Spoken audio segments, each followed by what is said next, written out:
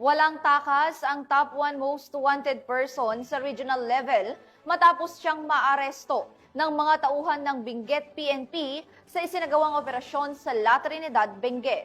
Patrolwoman Jomalyn Kakanindin sa report.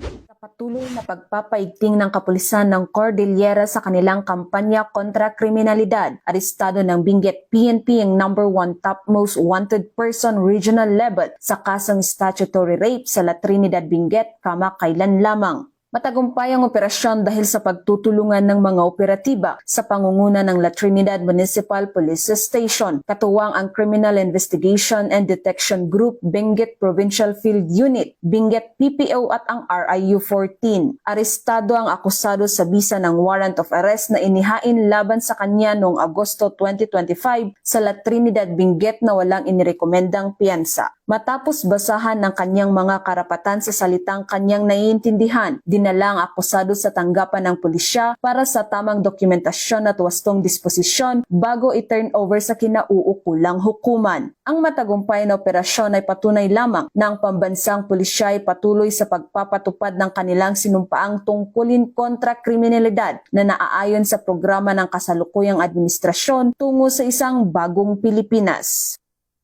Mula dito sa rehiyon ng Cordillera, ako ang iyong PNN correspondent, Patrolwoman Jomalyn Kakanindin, alagad ng batas, tagataguyod ng balitang pulis.